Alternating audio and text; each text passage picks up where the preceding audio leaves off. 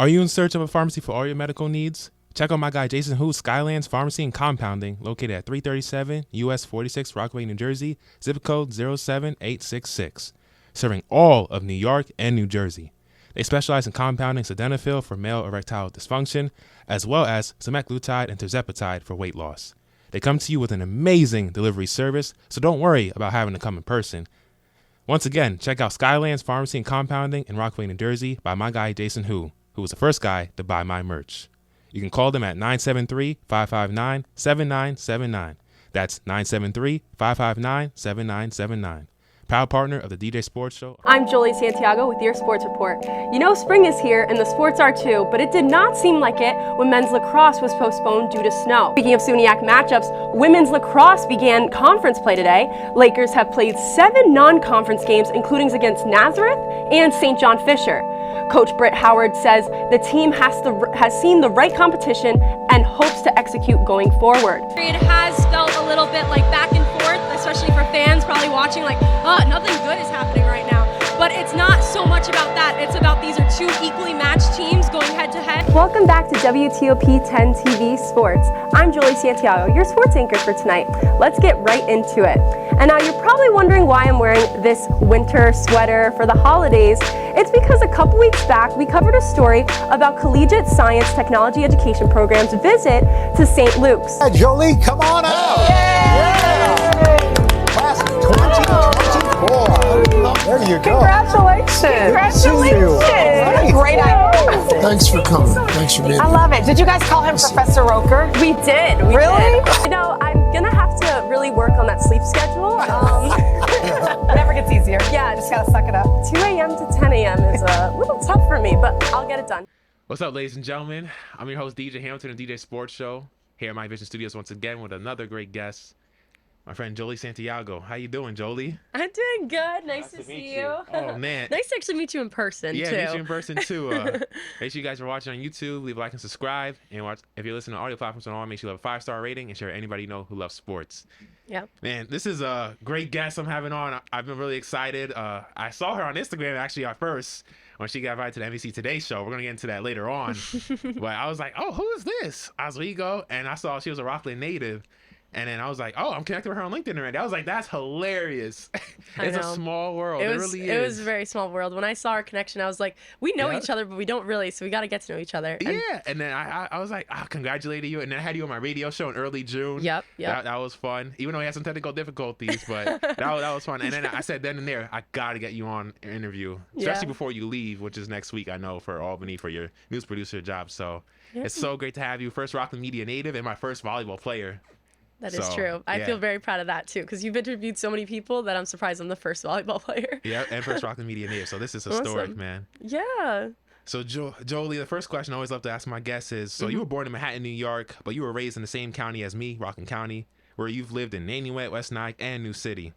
You come from a Hispanic family and heritage. So describe growing up in Rockland County and your upbringing in a Hispanic household. Amazing. So I would just want to say thank you for having me today. This is really nice.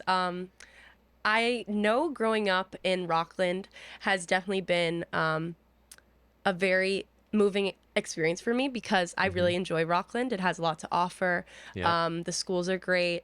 Been in Clarkstown School District pretty much my whole middle school and high school career.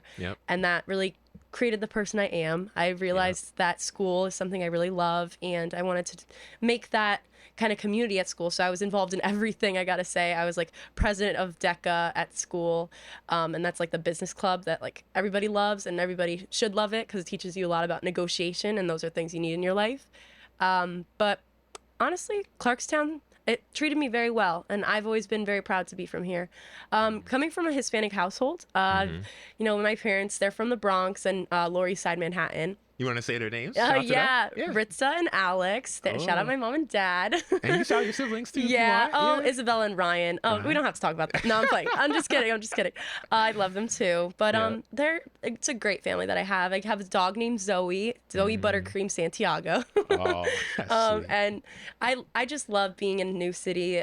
We have a great community there. I worked at the New City Library for a big portion of my high school, and most of actually all of RCC, Rockland Community College career too. So going to the New City Library, being around that beautiful, well-developed, and actually now newly renovated space, it's like really nice to see how awesome our community and how big it is and supportive we are. So yeah, go Clarkstown, go Rockland, go everybody here. So that's why I brought my You stuff. see the display, her journey, high school, Clarkstown South, RCC, Hawks, where she started college, and then transferring to Oswego State, where she grew her name and legend even more. So that's awesome, Thank you, DJ. DJ, that was so nice what you said. That's so County, true. Man. Hey, we got to give love to our own. We do have to That's give what we love. do here on the DJ Sports Show, you know. Word, Give love to our yeah. guests. So we know you love sports. So when did your love for sports begin, and what were the first sports you played growing up that you loved the most? Yeah, my love for sports began when I was watching it with my grandpa and my father. We would watch baseball or football. Those were like the main two that were on in the house. Huge Mets fan, huge Jets fan. So I love my I love my family and how we watch sports too. We were always in front of the TV, like so close to it, like just screaming at it and hoping that they could hear us, but they would never hear us from the TV. I just really enjoyed those type of moments, and it definitely created a bond between us. So definitely I love baseball, and it's a big Puerto Rican thing to love baseball. Like on the island, they play it all the time, and it's very like, it's just a traditional way to be outside and enjoy the nature, because you are outside and it's a good time. Yeah, you actually were talking about, before the interview, we were talking about how your family, your mom and dad are actually at the Mets game. They're at the Mets game right now, and I didn't go because I wanted to make sure I was here and talking to you and stuff. I felt so bad. Please don't feel bad. Yeah, I was like, oh, you didn't tell me. We could have rescheduled yesterday or something. No, it is totally fine. I wanted to be here, and I wanted to give my time to you because there will be other Mets games. There won't be other interviews like this. So thank you. Oh, thank you. That means a lot. That means a lot. So, so the first sport you played, was that volleyball? My first sport was volleyball. Actually, wait, hold on. Correction. My first sport was soccer. Soccer? Ooh, you did, okay. I was not very good at soccer. But I love that I could play that with my siblings because we were young, so we were in the little league, like recreational league. Then I moved on to softball, where I played little league there. I was on the Angels. We were literally like major league teams. That's what our names were. So I was like on the Angels at one point. I was on the Burlington Bees. Like it was their minor league, but like still part of the organization. We were on the Bees, and I think those were the main two teams that I was on. I actually really liked softball. That was a really fun sport. Hitting was a lot of fun. It's a lot harder now, now that I'm like more uncoordinated, but it's definitely a good time.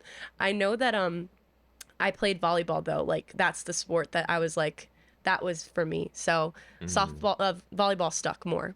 Yeah. Yeah. And it's great to have my first volleyball guest on. Yeah. Never had a volleyball player on. Got a lot. I played volleyball at all these schools, so. Yep.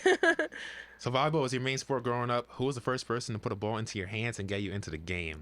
Okay, so we're going to talk about it. Because we were just talking about this before. We were talking about this before. So the first person, besides my mom, who was telling me, yeah, go play volleyball, it was Christian Colazzo. That was my middle school 8th grade basketball coach, which was crazy. I saw the picture. I was like, no way. Yep, Christian Colazzo. He works at NJCAA. I'm actually not sure if he still does. We should send this to him and see if he does. Yeah, we definitely got to get this too. He definitely worked at NJCAA, and he was in the school district as a physical education teacher, and I wanted to do volleyball, so my mom put me in the NJCAA middle school summer camp to practice volleyball. Exactly. And I loved it. Like the moment I stepped on the court, I was like, this is for me. I can jump, I can run, I can sprint down the court for anything. You know, I can even try setting. I wasn't good at setting, but I could try. I loved every part of it, you know, the being able to cheer on the rest of your team, be loud, be proud. That was something that I enjoyed a lot. So I worked my tail off to be on the middle school modified team, but I didn't make it 7th grade. And I was really upset and really sad about that. The teacher, Mr. Talevi, he was the coach as well. And he was like, Jolie, you should have been on that team. You really should have been on that team. And I was like, you know what? You cut me though, so I can't really. I mean, you were the one that made that decision. Exactly. I agreed that I should be on that team, but it's okay. Love Mr. Talevi to this day. But he told me that I was on the next year. I was on next year when I was in 8th grade, and I really just honed in on all the skills that I wanted to, and I then moved on to high school, joined the JV team, and JV. That's a whole other story, right? We're gonna get into that later on. Go on. Yeah. Who did you model your style of play after? Any specific player or players in volleyball? All of the Gators. She's wearing the Gators. I was like, ironic. All of the Gators volleyball team, especially 2016 and 2017 teams, because that's when I was really like molding into high school. It was high school's freshman and sophomore year that I was like so attentive to the roster at Florida, University of Florida, because their team was just stacked with amazing players, middle blockers, outside hitters, Sanaya Joseph, Carly Schneider, and just that whole team was built on like being one. They were very united, and you could tell that when they stepped on the court. So I was trying to make that when I was going through JV. I was trying to make my team that I was captain of be very united in one front. Like, let's do so many team bonding so we can get to know each other. Let's love each other, because on the team, on the court, at the game, that will really show. So I think that JV was such a like monumental foundation to my volleyball career, because it taught me that I'm a true leader and I should really like hone in on those skills. Yeah. Oh, that's awesome. Thank you. That's amazing to hear.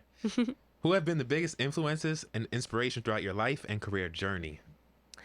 You know, I'd be wrong if I didn't say my mom. Oh, She's listening probably. Shout out to Mrs. Santiago. Yeah. She would probably be like, what? Why would you not say me? I don't know. I think there's so many people throughout the years. I've met incredible people just this past week. Wow. You know, that I want to say that like they're definitely creating who I am and giving me character traits, kind of telling me how great I am. And that's really like making me feel like, oh my gosh, I am great. Like, just remember that. So I'm going to say my mom, though, to start. And it might be cliche, but I don't care. My mom has literally been such a great support. And my father, he has been there for me, done so much for me. They both will put like anything on the line just so that I can get what I need. And that's what parents do. And that's why we love them. And I think that we should talk more about our parents, because they're like, they are the older version of us. Like, we're here because of them. We model ourselves after them. So it's really nice to know that like my parents have been so supportive of my career and volleyball and professional. Yeah. That's amazing. Shout out to them, man. Shout out to them. Ritza and Alex. Santiago. So you played soccer. How did and any other sports that helped you progress in your athletic career in high school and college? Because, you know, playing multiple sports kind of makes you a better athlete. So how did those other sports help you with volleyball? Yeah. So soccer, softball. We got into volleyball pretty soon after that. I stuck with volleyball, but I was always interested in other sports. I did cheerleading for a really long time. You were a cheerleader? I was a cheerleader. Oh, you were doing the pom-poms? Yeah, oh, I was doing the pom-poms. I love that you said pom-poms. Yeah, no, we were doing, so cheer, it's like totally changed over the years, but I was, like I forgot the name of the person, back spotter. Wow. I was a back spotter, because I was always tall. Yeah. So they were like, oh, you're going back there. But I always wanted to be a flyer. So I was a flyer one year when I was with, of course, older girls on the team. But when I started getting into cheerleading more, they put me in the back. And that's fine. It's fine. I still worked the room and worked the floor. Other than that, I did go into field hockey for a bit. Oh, nice. That was pretty fun. I like field hockey. So aggressive, too. And track. I did track in high school for 1 year. Yeah. I would have kept going, but I tore my ACL in high school. You did? Ended my sophomore year. I would have kept doing it my junior year. I missed my whole junior year of sports. I was so mad. I feel like that was going to be my best year in basketball and track. But hey, everything happens for a reason. That was the year I started thinking, okay, what do I want to do in college? I need a backup. Yeah. So, that was the year. So I did track too, just like you. Yeah. Yeah, track, it is that. Very demanding. It's that sport. You got to be. You have to know. Shin splints are no joke. Oh, man. I did basketball. Basketball, you don't get shin splints. Track is, no joke. Some of the worst pain ever. And also the mental challenge that you have to be to tell yourself that it's not you racing the other people in other lanes. It's you versing yourself. And that's like, that will take me out of it. I did win a few medals like, in my 1 year, so I feel really good about that. And I was only 15. I was like, man, if I never got injured, God knows how much more I could have won. And I was just my first year doing track. So, yeah. That's good. And good I made for counties, you. But... Hey, why don't you get back into it? I'm retired. Hey, I still exercise and all that. I've always been an active kid since I was young. Always.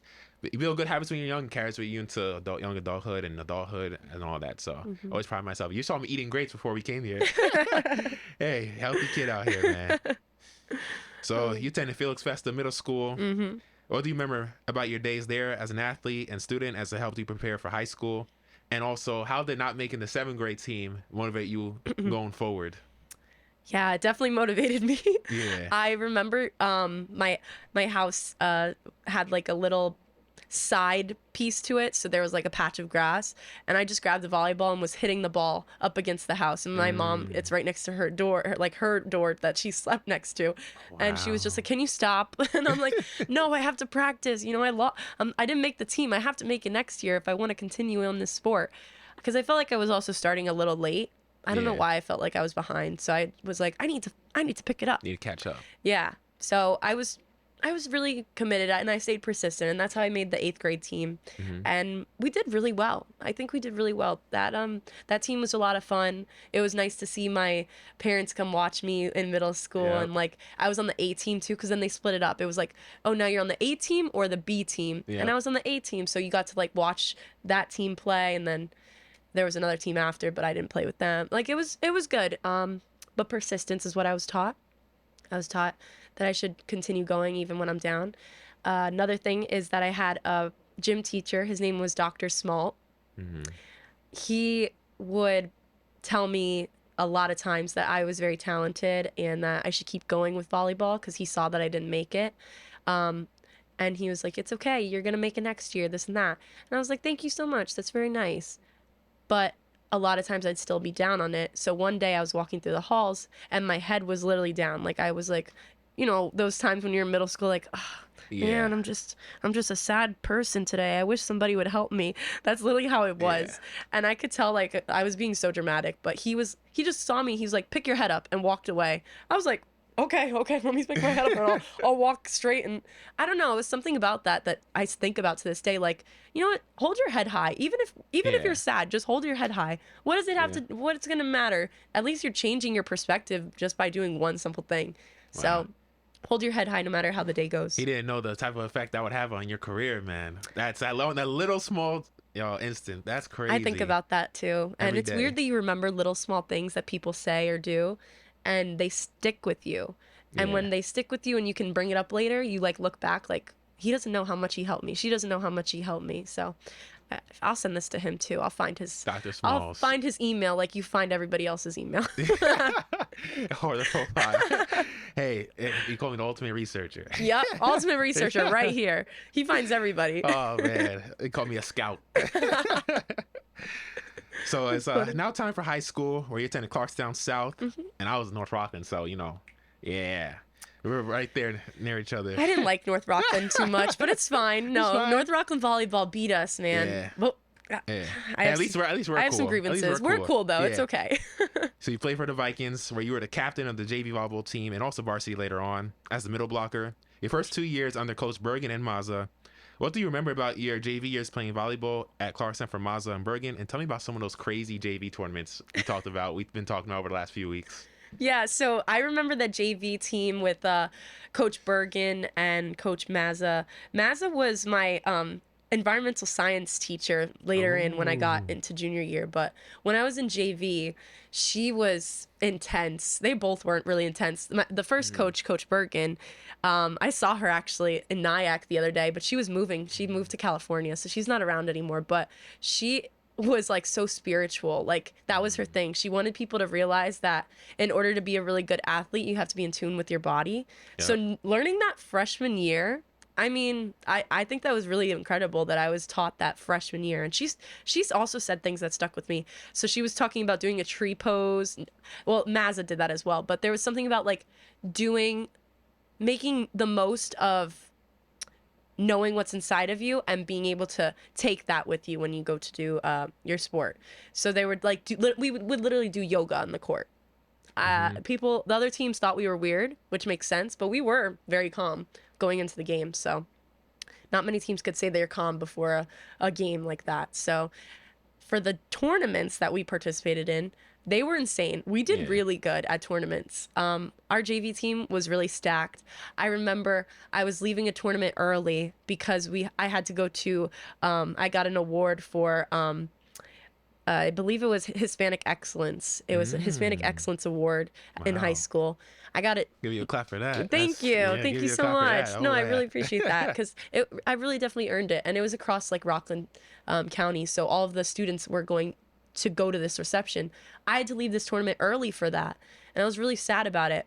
But my team made me feel like so good about it. They were like, Jolie, this is so important for you. You got to go. Like, it's okay. Because I was genuinely going to stay for the game. Yeah. But it's like a balance of school and it's a balance of athletics.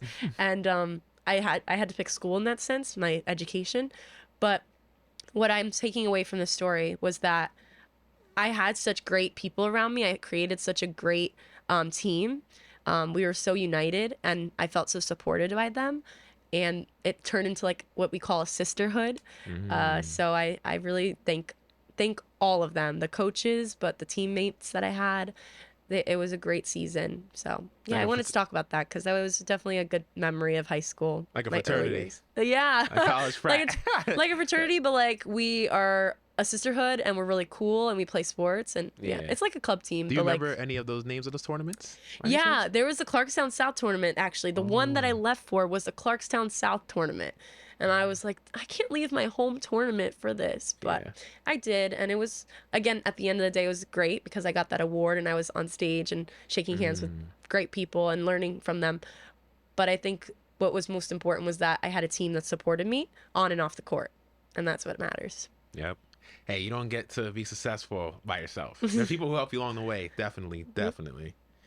So as you prepared for your junior season, what workouts did you do that summer to better yourself as a player physically and mentally for the varsity level? Because that's a whole different level. That was definitely a different level. Yep. Okay, so my best friend, Jessica Tran, she and I were on the teams together.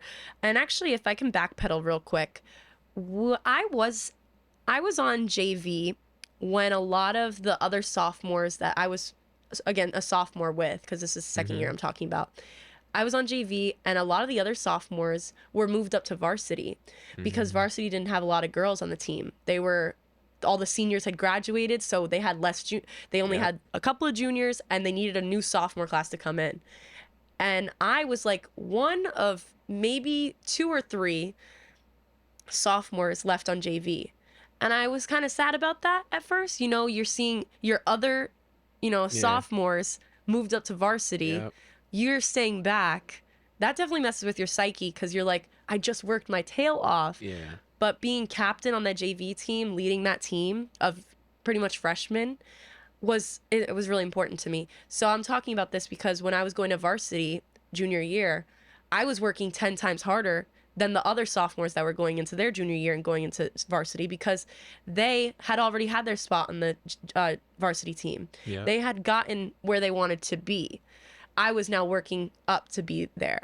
Yep. So I think that's important to me because I was constantly upset with myself that I wasn't on varsity. But then I took a step back towards the end of the season and I was like, you literally changed JV. You changed the way that we did junior varsity team. And now you're going to take that and go to varsity. Apply to varsity. Going to become captain. You're going to lead that team as well. You're going to have a great season. And we had the best season our senior year. Records can be a little iffy, but we had the best season mentally, emotionally, physically. Coach Bax already told us that, and that means a lot to me because he's been coaching for well over 20 years. No, that's amazing. Wow, that is amazing. Yeah. And so your junior year on varsity, you guys kind of struggled to find wins. You guys actually were 0-8 that year. 0-8, yeah. What a beautiful record. It wasn't because I joined, okay? Yeah. It was them, you know? Yeah, it was them. And so how is it as the captain not being able to find a way to help get your team find consistent success in winning as the leader of the team? I know that had to be hard for you as the captain of the team. Like, man, we're not winning. What's going on? So you want to kind of talk about how I was able to get out of that rough patch, I guess, or how we could have tried to pull out of that rough patch. What went wrong? Like, what was like, oh man, what was it? Like, why are we not winning? You probably were thinking as the captain. Yeah. So when I became captain senior year, junior year at first, I wasn't captain junior year. I was at the end of junior year. They were like, we're gonna name you captain for the senior season. Nice. So I noticed though that throughout the season there was a lot of changing in positions. We were all trying to find where we needed to be. Like, we had to jive. We had to find it. You know, you have to really be with these girls for long periods of time to get to know one another, have chemistry, to create that bond. And it took a little bit more. It took longer than it probably should have to find that groove. We did a tournament actually in Albany. I remember that. That was pretty fun. But even on the bus ride, you know, we didn't really all know each other. We were kind of like, kind of separate a bit. I remember that. So I think it was that. I think it was maybe people changing around positions. They didn't know where they wanted to be. Maybe too many people were in one spot. But I was always a middle blocker. Yeah. My whole volleyball career. The ultimate MB. Yeah, ultimate MB. Like, if you want to know who was in the spot the longest, it was me. I was always a middle blocker. And I actually really love that title because I could dominate the court. If I was dominating, the rest of the team was dominating. Because you have to be able to block those shots coming. Shots. I did not just say that. I'm used to hockey. I'm blocking those hits coming from the right side, the left side, the middle. And I'm sometimes the only defense. So to help my team, I had to be there. If I wasn't there, it was less likely that we had a chance. So being a young middle blocker, I wasn't playing a lot junior year. There was a senior that was playing more than me. But, you know, we got through. I started getting into games and they started seeing my potential. And when I lit up, I lit up. So I think my coach, when he put me in, because after a while he saw that I would go off just by being in the middle blocker spot. It's really tough because you're only in for 3 rotations. I know that's half of those 6 rotations, but you start on the left side, you go to the middle, and then you go to the right side. That's all you are. You don't go to the back. They put a libero in for that. Okay. So being able to make something happen in the short amount of time that I was on the court, I think my coach saw that and kept wanting to put me in, but he did that more senior year. Okay. He let the senior have their moment. So I get that. I love that. That was Simone Fisher also. I love Simone. Oh, shout out. Damn. Okay. So your senior year, 2019-20, you guys had the best winning season of your time there, but still kind of under 500, 5-15, and 3-3 behind your rivals Clarkstown North and my alma mater, North Rockland. You had to put that in there. So with one chapter coming to a close, did it leave you feeling there was a lot of meat left on the bone that you guys couldn't put up like one winning season during your time at Clarkstown? Damn. No. She was like, damn. She was like, oh, good question. Damn. Roasting me out here. No, you are so right. But there was a lot left. There was a lot left to do. My whole team knew that. Yes. We lost at Yorktown, which is actually where the JV coach like lived. So we were like kind of upset by that we lost to her like area. I don't know why I was so upset by that, but we were. I was like, that's bad luck that we're here on like, you know, whatever. Yorktown was a hard team. They were wearing cornrows. I was like, oh, we're gonna get demolished. I don't know what they had. Like they had their hair.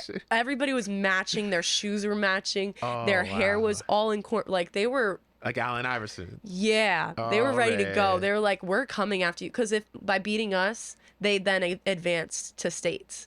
So that was a huge win for them. Wow. But I was pretty sad about that. I think of pictures that we took, and we were all crying, crying after that. We were just like, we tried, we really did. Like that was this was our season, you know. It really was our season. Senior year season. I don't know anything else better than that. Because what we did was we did a lot of things together. Again, we were on the team together, and we really treated each other like sisters. That was our true sisterhood. More chemistry this time opposed to your junior year. Yeah, more chemistry. Chemistry is important to a great team. You know, JV had chemistry. Yeah. But I couldn't take that to junior year because those freshmen were still sophomores. They didn't move up. Yeah. So JV was great. Junior year was iffy. Senior year was really good. People they played JV with were now juniors. Yes, exactly. So it moved with how we were, like how we were moving up. It's just crazy. I hate how short seasons are, you know, because we genuinely only play for September and October, and we start the season September, like mid-September. Wow, season goes that quick? Yeah, it goes really fast. Volleyball, crazy. like you got games every week, which is good, but it's too fast. It really is, and I wish I had more time with this team. Only 2 months is wild. Yeah, but I loved everybody on that team. I still keep in touch with them. I still have the group chat that we have on our phones, because it sounds crazy, but it was 4 years ago. Yeah, I just graduated college, so that's when I was graduating high school. Very sad. So, who were some of the best players you played with and against during your time in high school in volleyball? Tamara Pichardo, Kaylin Hamilton. Oh, that's my last name. Oh, shout out. Hey, shout out. Shout out. 2 other Latinas, by the way. So I love that. I have so many teams. Miranda Price, my absolute bestie from the team. I love her so much. She goes to Cornell, and she hasn't been playing volleyball, but she definitely was a player. She worked her tail off. She was our setter. I don't talk about her so much because I never seen somebody that went through so much pain but cared so much about the sport, still pushed themselves throughout it. She had a lot of problems in her back, and she still played throughout that. That was very important to me because I was like, she does everything for this team. We need to give back to her. So when she sets us up, we better give it a kill and I definitely tried my best. I think it was hard because, again, there's only one position of each on the court. You know how it is. You have sometimes in other sports, a lot of other guys and girls on other positions in the same spot. But for volleyball, you only have that right side hitter. You only have that libero. You only have that passer in the back. So, I don't know. It definitely lowered the chance of each of us playing the more time that we wanted. So that made it hard on coach because we were all really good, but it was trying to see who jived best with one another. But I just played with amazing people. Jessica Tran, like I said, she was she got the Section 1, because I think we were Section 1 award at a volleyball dinner. So she was great. I got the coaches award at the last dinner. There's so many great players, I gotta say. What about against? Do you remember any? North Rockland. Every girl on North Rockland. Every one of them. Girl. Everyone at North Rockland and Nyack. Wow. They were really good. Wow. Really good players. Adelia Arce. Yeah. I know who that is. Yeah. Adelia and Savannah. Okay. And Carrie Applenop. Wow. Yeah. I mean, I could go on about these names because there's so many people that have, like, we have childhood memories together. We were on travel teams together. I played travel at Arsenal Elite. I played Westchester Pride. I played Pinnacle. Let's talk about Pinnacle. Like, there's so many volleyball clubs around here, which I'm so happy about that we have them, because there's a lot of great players. And by staying consistent with that, you can definitely go play in college. Definitely. Yep. Describe how much your coaches from high school mean to you, from Becca, Maza, and Coach Varsity, your varsity coach. Yeah. Describe what each one of them mean to you, how much they meant to you during your career in high school, and how they helped you. So many things. I'll put Coach B last because he has a special place in my heart. But I believe Bergen taught me that I have to love myself before I can love anyone else. And it's deeper than sports in that sense. Self-love. It was self-love. She taught us self-love. So when we were on the court, we realized, like, even if I make a mistake, I'm not going to hate myself for it. I can't hate myself for it. Because this game, volleyball, where you make a mistake, you want to just leave the court. You want to walk off. Same thing with me, basketball. I was so hard on myself. You're so hard on yourself. And it's like, when you get in your head like that, you're not going to play good. Because you're bound to make mistakes on that court. And if you keep making those mistakes, or keep making mistakes because you're thinking about making mistakes, you're going to lose. Your team is going to fall because of you. So why put yourself through that? Just love yourself. Give yourself some grace. Tell yourself that you got this. And that was something she taught me that I was like, okay, I got to take that with me. Like they always say, move on to the next play. Game keeps going. Yeah. And Maza taught me conditioning is key. You have to have agility. You have to be able to be stronger than the other team. Like, you really got to work out and treat your body right. I didn't get into working out until after high school, after I graduated high school. But if I was working out sophomore year when I met Maza, and Maza was telling us, you got to get in the gym, I might be playing D2, D1, honestly, because conditioning starts when you actually push yourself. And I was too scared to be in that gym. You know, the guys were all in there. The football players were all in there. I'm not going in that gym. Why would I go in that gym? So conditioning, if I pushed myself a little more, I definitely could have seen more growth, I guess. But I wouldn't change my story any other way. And now for Coach B, I get emotional about him because he truly made us all feel so special. Like, he He was like a dad to all of us. He it was so funny too. His kids would come on, and his wife and stuff would come to like games, and he just showed so much appreciation for our team, especially senior year. I felt like everybody was so scared of Coach B, but our team came in. We made him so lovable, like a soft spot. Yes, we were his soft spot. So he definitely knows how we are and who we are. And I've kept in touch with him. I still text him. I texted him last week. He'll see this too. He'll see it. So I just hope he knows how much he's changed my idea of volleyball. And he told me that I'm a true leader. And that means a lot to me because I've always wanted to be a leader. That's amazing. He'll probably cry during this segment right here. This part. I'm like tearing up. Yeah, I saw your eyes glistening a little bit. I was like, oh my gosh, she's crying. I'm thinking about that. Ending high school that way, and COVID happened at the end. So I'm so glad I got my volleyball season. Yeah. Because I probably wouldn't have continued playing volleyball if not. Yep. So goes right to my next question. COVID hits before your high school tenure is over. Took away your prom. I'm sorry about that. And your in-person graduation, unfortunately. How did the pandemic impact you mentally and physically, and did you pick up any new hobbies during that time? Yeah, so I kind of did get a prom. It was in August. Okay. It was very interesting. Don't get me wrong. I was very confused. Prom in August, and we had a graduation. It was a graduation in person. Okay. Wow. It was. Before the vaccine? Wow. We walked down the hill alone. Wow. Walk as if it's graduation with everybody. We walked down the hill alone. We meet our family who's like sitting on the bleachers clapping for us. They're literally sitting like a little group of people, and you walk like and shake hands, or not even. I think we had to wave to the principal, who was Deborah Tarantino, still is, but I loved Mrs. Tarantino. She was great, and I just, that was an interesting time. I think back like, what? We went through that? It was really tough for me though. I was doing International Baccalaureate Diploma program. So I was trying to go for my International Baccalaureate program degree or diploma, and which meant that I was taking like classes that were internationally recognized. So in all these different countries, they have a standard of how they teach a certain subject. That was what we were doing. So it was very elevated because it was like taking a college class. So imagine that whole program of just being college classes for 2 years, because it was junior and senior year. And on top of it, I'm playing volleyball. On top of it, I'm working. On top of it, I'm volunteering because I'm trying to get into college too. So it was a lot. It was a lot on me. And especially to like finish out senior year, I was so close to getting my, taking the test, preparing for the test that we had to take at the end of the year because it happened in March. So those last 2 months were definitely like not okay for my mental health. I was very, very sad. My friends too, like I didn't get to see my friends, the people I was in the International Baccalaureate program with.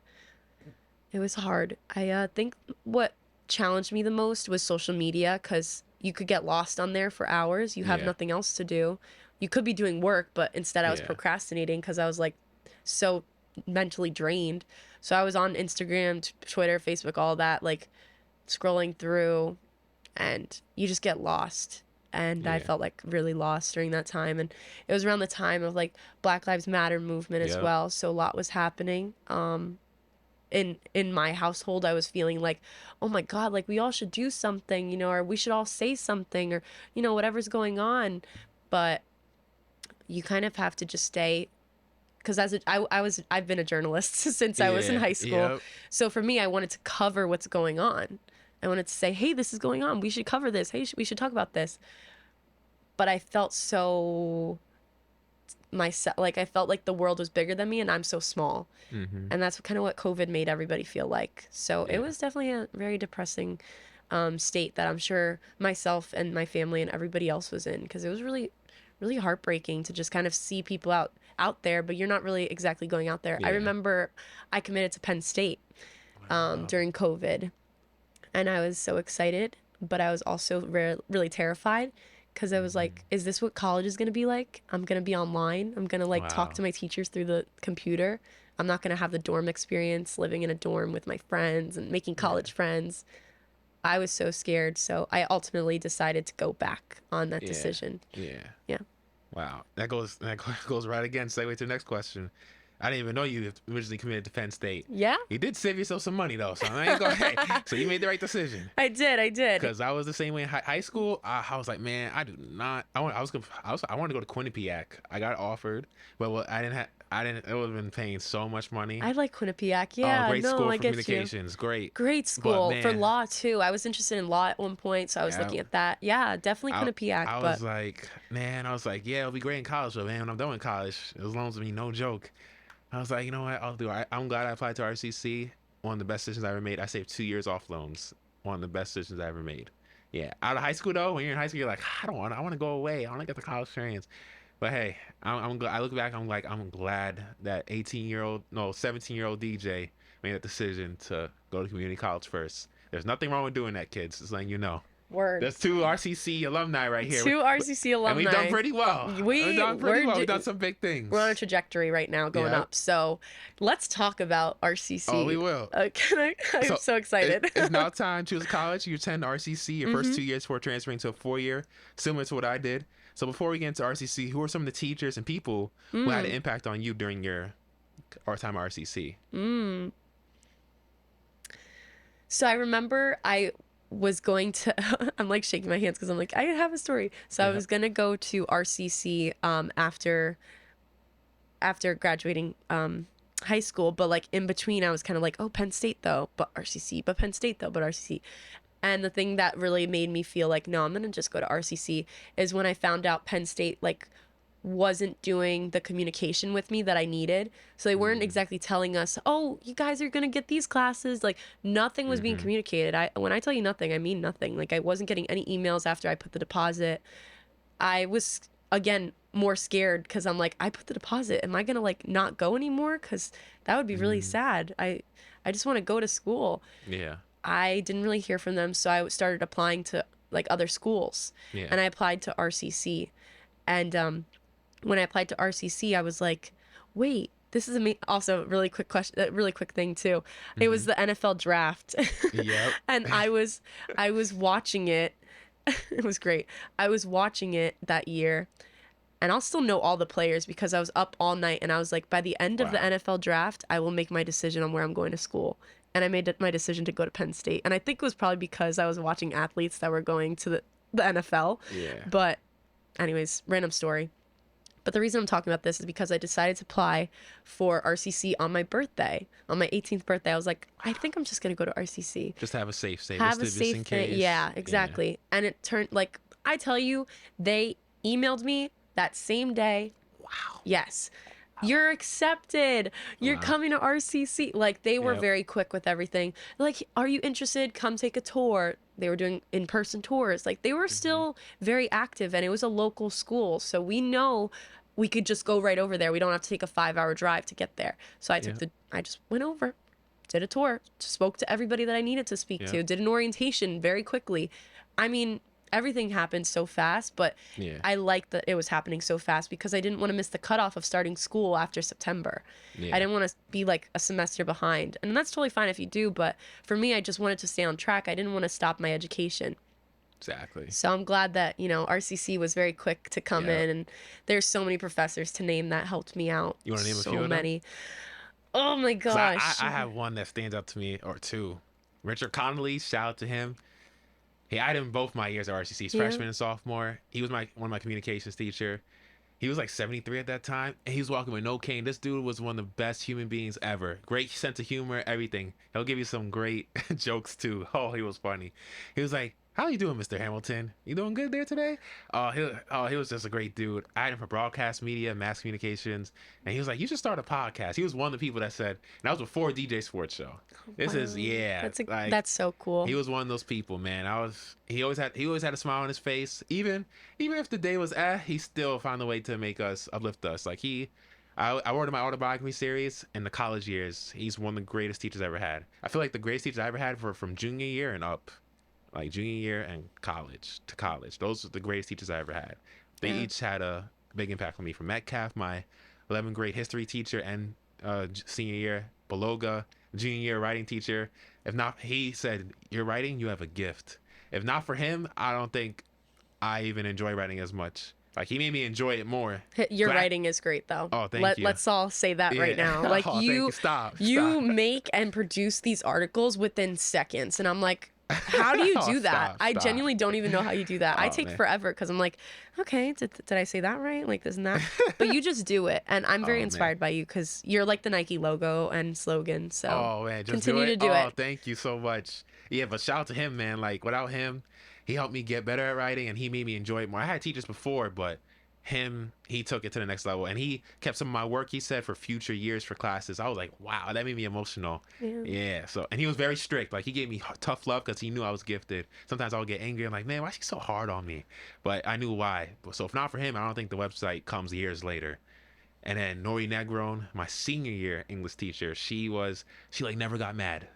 If she got mad, you had to really do something. Like, she was like a social butterfly, like a ray of sunshine. Like, she was so funny, great, and she, like Beloga, she was just awesome. She was just amazing. So yeah, those 4 teachers, professors. Those 4. Oh, and then Beth Page, RCC. Yep. I did a public speech class. I had to speak in front of people.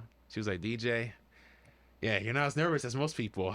She was like, you have a gift, great. sir. Yeah, she was a African-American woman teacher. She actually did media back in the day. So yeah, those are the 5 that stand out to me amongst all of the teachers I've had. Yeah, that's amazing. Okay, I can't beat that. Like, for me, I'm not that good with names, if that makes sense. Oh yeah, I feel something that I struggle with, that I'm kind of annoyed by, because there's so many great people out there and I recognize their face, but it's the names that I can't keep like saying. I guess I don't have it like stored in my head, but you store names in your head like there's no tomorrow. And I have like my starting 5. That was my starting 5. I love that. Oh my god, I can't think of my starting 5. I have their faces in my thing, but you know who I know and remember and will never forget?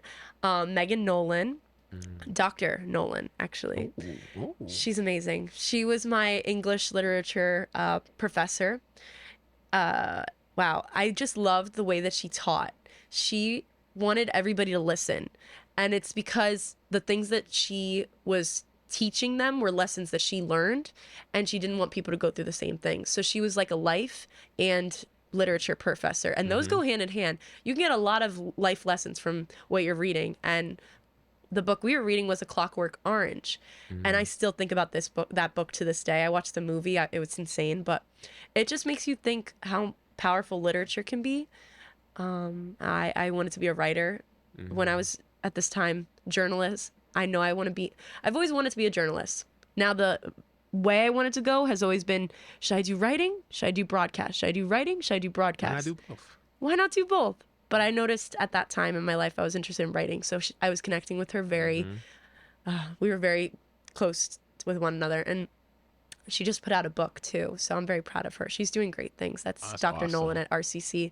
She also played volleyball at Elon University. So she and I knew each other. Like, we were connected. Her and I were like feeling so proud of ourselves for what we've accomplished over the years, but specifically for her. Yep. She's certain awesome. People you just meet, it just clicks right away. It's like you knew each other your whole life, even though you never actually met before. Literally. Trust me, I've had a lot of shit like that in my life. It's really a blessing. It really is. Yep. She's that person for me at RCC. But when I talk about people at RCC, I don't even mean just professors. I worked at the strategic marketing office, where I was putting out TikTok videos about Rockland Community College, and that changed my life. I felt the most confident that I've ever felt before there, because people genuinely cared about me and they wanted me to say and be the person that I am. And I was finding myself through those years at RCC. At RCC, I felt that there was no other better place I should have been. Like, that was for me. Yeah. And I felt that every day going to class, every day going to the office to work. And I started their TikTok account, and they have a TikTok that's grown tremendously, and it's still growing to this day. There's other people there that are working it. It's awesome. Like I always say to people, you're a groundbreaker, trendsetter. Thank you. That means a lot. Look at you. You started social TikTok media. Look what happened. Social media will get us far, and I found those like solid marketing skills there. And Amanda Feeney, Jessica Salone, everybody at RCC that I worked with. Wow. They're incredible, and they comment on my stuff all the time. This is why I love RCC. They care about you, and community colleges, it's a community. Like, they care. So I feel like more students should go to community college, or at least consider it. And you save money. you save so much money. I paid that off as soon as I was done. I didn't even really have to pay. I just had financial aid. I didn't have to pay at all. Oh, see, like look at that. Like genuinely, like you can make it work. And when you go off to your next school, they will help you too because there's scholarships. I got the SUNY Chancellor's Award at RCC because of RCC. You know, hard work and determination, but also staying positive and kind to people. Like that will get you far. And I saw that. That was like solidified at RCC. That's amazing. You started a TikTok account? Man, you're pioneer. Pioneer. We love I love that it. here. Go follow it at SUNY Rockland. Yep, pioneer. That's what we bring legends on the show. You do. You played volleyball your freshman year for RCC under Sarah Hayward, but there was no season your freshman year. So how disappointing were you not having a season? And did you learn any new skills that year away from volleyball that helped you throughout your successful media career that we'll get into more later on? Yeah. So Coach Sarah Hayward was a first-year coach. Like this is her first time doing volleyball, but she played volleyball. Don't get me wrong. She did play, but it was her first time coaching. And I'm like, wow, for you to do that. So she actually went to RCC as well. There's so many cool things about her that I loved, but she was so sweet, and she is so sweet. I gotta stay in contact with her. I should actually message her this because she was awesome. She knew what she was talking about. She taught us girls so much, and she wanted more girls on the team. Like she was open to getting more people on the team because we were a small team, but I love that she was consistent and she made people feel welcomed on the team. And when people weren't jiving with us, that's okay. We created a better team because she just didn't want to affect the chemistry, but she did want to create more people on the team so we could get a rest because, like you're probably going to mention, we had 8 girls. Yep. Going through what we were going through with 8 girls, having 2 subs, and there were injuries. Yeah, there were a small team, so there were conflicts. Like there's things that happen. So it's a JUCO school, junior college, but we played and we were in the NJCAA Division III league. So we had a lot going for us. I'm very proud of the RCC team. I learned a lot too. I learned that I genuinely have a lot of skills. If it's not leadership, so if it's not mental things, but physical, like I can do it. And again, RCC was celebrating me. Like my team, my marketing team came to my games. They had signs and everything. They were like, yeah, Jolie. That's awesome. It's an amazing community that we had at RCC. So yeah, I played there, and I can talk about it forever because I just love that team. Those girls I still keep in contact with: Aaliyah Dean, Gabrielle Falcon, Kendra Falcon, Selena Thomas. Yeah. That's awesome. And that's fulfilling to hear. People showing you love. That's awesome. Yeah. 21-22 season comes. You finally get to play organized volleyball again as the captain of the RCC national team for the NJCAA, stands for National Junior College Athletic Association. So at that time, you're basically 2 years since you played volleyball because you missed 2020-21 because COVID. Right. And then, you haven't played since high school at that time. Yeah, I felt a little rusty. Yeah. So what workouts were you doing leading up to the season to get that rust off? So this is when I was going into the gym now. So I started later than I really should have. Mazza was telling me, girl, you got to get in the gym. I got in the gym. I felt incredible. The thing is, though, I wasn't exactly good at it at the gym. Like I was very self-conscious because, the gym environment's definitely different than maybe at a athletic gym where people are athletes and they're doing random workouts. I was doing those random workouts, but I was also self-conscious because I'm like, I'm in like a public gym, like people are looking at me. So I felt like I was trying my best to get the most out of the workouts that Coach Hayward gave us, but it wasn't exactly all that I wanted. I definitely could have been more confident. And I think when it comes to those workouts, you just have to put mind over matter. Yep. It does not matter if people are looking at you. It does not matter who else is in the gym, who you're trying to press, ego lifting. Don't do that. Like, do it for yourself. Yeah. Do this for yourself. And I've been reading a lot of David Goggins now.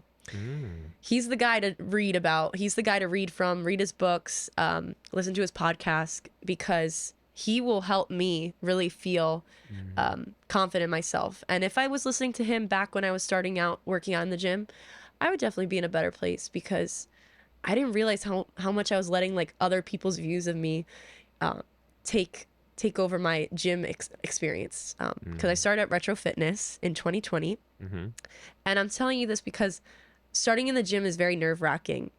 And I got through, and I was with a friend, and we were working out, and I was being consistent there. We were getting great workouts in. But in the back of my head, I always felt like, oh my God, I look like this. I look like this. I want to look like that. I want to look like that. And just not really treating myself with kindness. I was more treating myself like being very negative. It goes back to the self-love Bergen was trying to teach you back in high school. Exactly. Yeah. Like you see that. You're like, wait, Bergen was telling you this. Mazza was telling you this. That should have been setting the foundation. Yeah. But it's okay. I'm learning that now. And I'm in the gym very consistently now. Just came from the gym. Yeah. So now I feel really good about myself. But back then, it still wasn't there. And again, if I was working in the gym, where would I be today? Would I be even higher in another like school? Like what?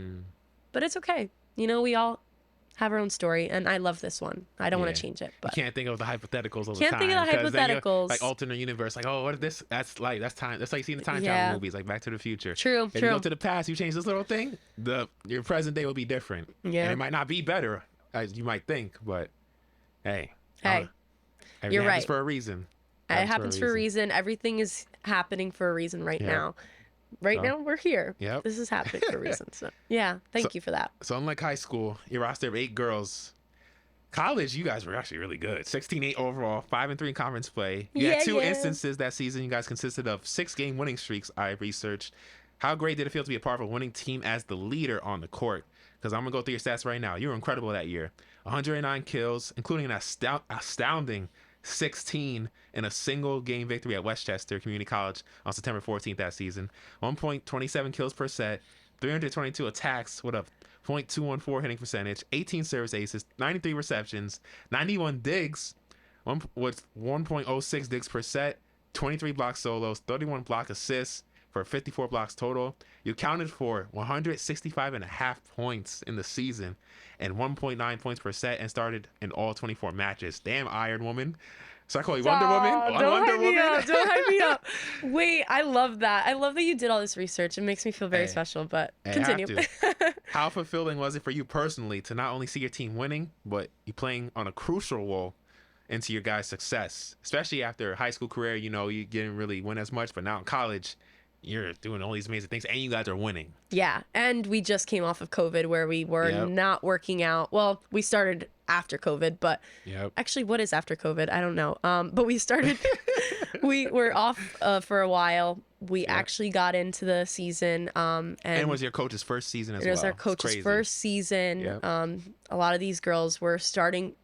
One of the girls hasn't played volleyball before. Like we were playing with girls that were walk-ons and stuff. Walk-ons, you know, this is just, that really is what was so cool about this team. And I love all of these girls individually, but also on the court. And I think it keeps coming back to that. Our best seasons, my best seasons in my life were when the team was connected and we felt good with one another.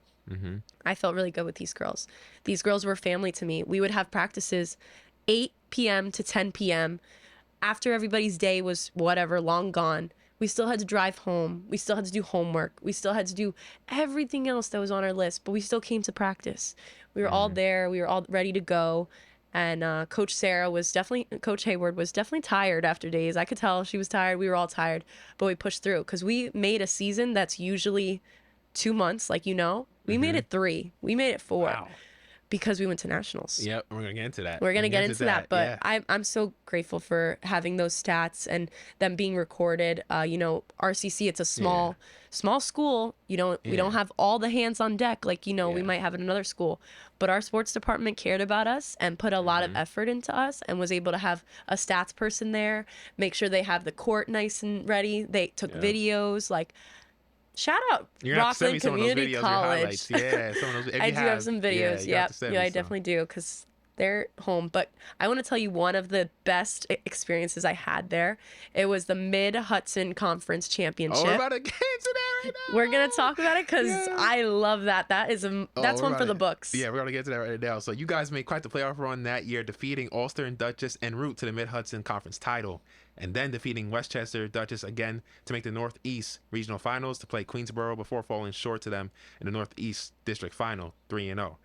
What do you remember most about that run? You guys were on a run that year. On a run. Okay, we lost all of the games to start that tournament, okay? Yeah. We were going to be out. It was double elimination. So if we lost a third game, we were done. We lost the first one. Yep. We lost the second one. Oh. And we were like, we need to pick it up. Pick it up right now. So we got into the third game and we were like, okay, let's just go. We don't care. Just do it. So we came out really strong and stayed hot the entire time. Then they caught up. We fell. And it went into set 5. And this could have been really bad for us if we lost. So we were kind of really scared. I could tell I was shaking. So when it comes to those set 5 games, you're shaking. You're if I have one mistake, it could be the end of our tournament. It could be the end of our chances to going to nationals, to going to just getting the championship that we kind of knew we deserved. Or maybe less of we deserved, but knew we were had the capabilities to earn it. We had the capabilities to earn it. No team was exactly better than us, but no team was worse than us. We were all very equal. And that's what I kind of love about the junior college scene, because you got a lot of people that are very equally stacked. So these games are really fun and back and forth. But anyways, it was set 5, third game. We were 24 and 23. So we were 23, they were 24. They needed one more point. And then we were done. But we went on a run and it was back and forth. It literally went to 30-31. And I was screaming my head off. I was like, guys, let's go. We got this. We could do it. Don't let anybody get in your head. And when it's these types of games, you got parents all around us that are screaming for either their kid or you. And half of the time, most of the time, it was our parents screaming for us, but other parents were getting really rowdy, against us, you guys, they suck, who cares about them, you guys can do it, kind of being real mean to us. You're in our home court and you're being rude that. Hostile crowd, man, that's crazy. We're in a hostile environment right there. So I was really kind of getting nervous. Middle blocker. I had a middle block that went, I never jumped that high, but I put the ball down on this girl's head. Her glasses knocked off. I was oh, and we won.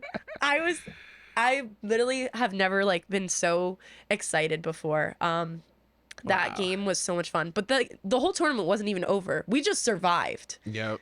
We survived. That was not us winning the tournament. We just were able to get out to live to see another day. So then we went to go play for another game. We won that game, and then we moved on to the finals. So it was that was just trying to get out of the regular, beat the people out so they don't come back. Then you went into semifinals, and then you went to finals. And finals was crazy because we went against Dutchess Community College, and we didn't like Dutchess Community College. They were rude. They left their trash on our court the last time they came to visit. Oh, so you remember that? We remember that. Took that personally. So we were like, okay, you guys are going to do that? We'll find you. And we did. We found them. Yeah. We beat them. Again, it was a really close game. So parents were jumping up and down. One of the dads was live on Instagram, and he was showing his whole family because they lived in Dominican Republic. So his whole family was on the live stream, and I was like, oh my god, that's so funny. They're all like, congratulations. That's a story. I love that. We love that here. We love that here. We love that here. I will talk about it all the time. Oh I haven't talked about it in a while though, so thank you for bringing that up. Oh yeah, of course, man. Shout out my girls. Yeah, shout out my girls on that team. RCC went crazy. You guys made history. We made history. So the success doesn't stop there, as you guys were the first team in RCC program's history to play in the NJCAA Division III Volleyball National Championships. How incredible was an achievement was that for you and the team to be a part of history, being the first to do it? I remember going to a lot of... You were the captain of the team, so even better. Thank you. Let me not leave that out. They asked to do a lot of interviews. I was really glad that I was able to be a part of that. Low HUD got an interview with me, and Low HUD, I looked up to them all through high school. I was like, I hope Low HUD can like get me one of these years. They actually did get me in high school. They were like, you're gonna be Rockland student athlete of the week. I saw the images on Google when I researched. I see those images too, and I'm like, oh my like, god. Oh, you're probably like, oh, I look like that in high school. I know we always do that once we get older. Like, oh, what was I thinking? we all do that. Why did I wear that outfit? Why is my hair up like that? Why do I do this pose? Why did I saw that. Yes, I saw that. Stop! He mentioned the pose. Okay, I'm glad you mentioned that pose because my mom roasts me for probably a week about that. Hey, that's a volleyball hit though. That's how you do. But it was cringy. It was really cringy. Okay, now I'm so embarrassed. With the glasses on too. I know. Like they couldn't tell me to take my glasses off. Oh my god. I love you, Low HUD though. We love Low HUD. That's our local sports news. Like that's how we get stuff for our area. They helped me with my research a bit. So they helped with your research, but they helped us like, I don't know, really get some recognition. These athletes deserve it. You know, we work really hard, and we appreciate the recognition. So thanks, Low HUD. But yeah. So I was interviewed, and there were so many things I wanted to say, but the main thing that I always take away from like that experience in making history is we did something that all odds were against us. Like genuinely, so many obstacles were against us. If it wasn't COVID, we couldn't have girls on our team because they didn't take a COVID test or they didn't get a vaccine. So we would have had more girls on the team if those regulations weren't in, if girls weren't testing positive a lot. But it was COVID. It was literally height 2021, 2022. So I think with all the odds that were against us, we could have said, let's just play and have fun, okay? Let's just play and have fun. We're here for the vibes. We're here for this. No, we were serious. We took our jobs as being a volleyball player at RCC very seriously, and it totally paid off. I would not have thought that, like, just knowing these girls in August, getting to know them, and going on runs with them at volleyball games would be so crazy. Like, we traveled in a van with those girls, like we were crouched up. We went to Poughkeepsie. We went to, how far did we even go? We went very like north, you know, traveling in this little van. Like, we had things that not a lot of people, like other schools, I would say, had better, but we didn't let that define us. We didn't let that tell us, oh no, we can't be better than them. They're obviously better than us. No, we're better than them because we work hard. We got to work harder than the other teams, and we did. And that's why we made history, because we didn't give up.